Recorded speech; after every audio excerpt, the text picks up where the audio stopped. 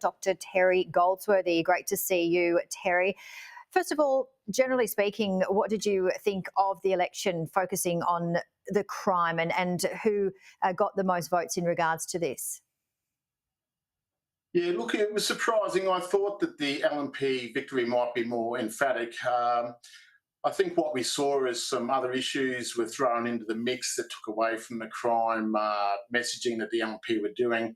Although, interestingly, if you look up north where crime is bitten harder, the LNP did very well. So I don't think that message was lost up there. We saw a candidate down here, Wynne, whose two children had been killed by a youth offender in a stolen vehicle. So, crime featured prominently throughout this campaign. And, the new Premier made it a central plank of his policy. So, the polls told us it was important. And I think now that we've got a new government in place, we'll see a different approach to how we deal with crime, in particular youth crime. So it'll be interesting days. They've asked for 100 days to kind of get across what's happening, and I think that's probably reasonable for a new government.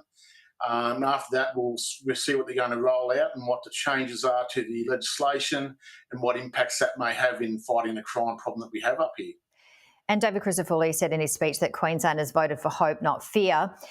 He also said, as you mentioned, the 100 days, he's going to get straight to work. He already has. But actions and words have to match, which he is certainly campaigning. There are various actions that he's put forward, as you know, including reoffending, prevention. We've got the Jacks Law, the Castle Law. There's a lot there. How confident are you, Dr Terry Goldsworthy, in the LNP really delivering and making significant change? Look, I think they will make a significant change. How effective that is going to be the question. I mean, he's already ruled in that he's going to repeal the soft drug laws that we have up here where you can use methamphetamine, ice and cocaine for 3 occasions and nothing happens to you.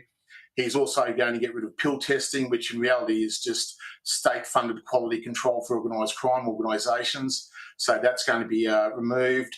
I think the adult crime laws will have an impact in terms of those high-level crimes, the murders, the deaths, where we've seen juveniles on the sentencing data not get the appropriate sentences that the community expects. So those things will have an impact. At the other end of the offending spectrum, he's got prevention plans that will be put in place. So we'll give him a go, I guess, put those plans in place and we'll see how effective they are. He seems to be quite willing to have accountability and transparency as some planks of his government, which I think is useful.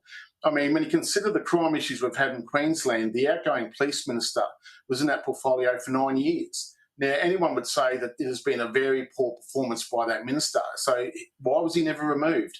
Crisafulli seems to indicate if the ministers don't perform, they will be moved on. And I think that is what ministerial responsibility is all about, and that is a good move. He's also said he wants to begin tenders for the regional reset program to divert youth from crime. Talk us through that one. Yeah, the regional reset program has been disparaged to some degree by my fellow academics and other people as not working, but they've equivalated it to a boot camp. Now, a boot camp is a court-sanctioned alternative to incarceration. The reset camps are designed for those youth offenders who have not yet entered into the criminal justice system proper. It's also a voluntary system that they go into, and they could go into it multiple times. I think it's something new, something novel. I mean, usually the boot camps are for the hardcore offenders who are problematic. I think the reset camps may well work in terms of short-circuiting that criminal offending before it gets too serious and problematic. So I'm willing to give this a go. I think we'll see what happens with it. It addresses those issues such as education engagement, skills for employment and things like that. So it's different to the boot camps. You can't associate them with that. I think it's a totally different approach. And it may well have some positive impacts. I mean, crime prevention is much better than crime solving. So, we don't want to be putting youth offenders in jail if we don't have to. It's problematic to build new detention centres. If you can stop the offending before it occurs, that is a bonus for the whole of society. David Crisafulli also said that he'll legislate the Making Queensland state laws by the end of the year. How confident are you that that will be completed? Yes, I think that will occur. I think he's been very firm on that. I don't see any problems with those going through Parliament. I suspect the Katter Party would probably support them as well.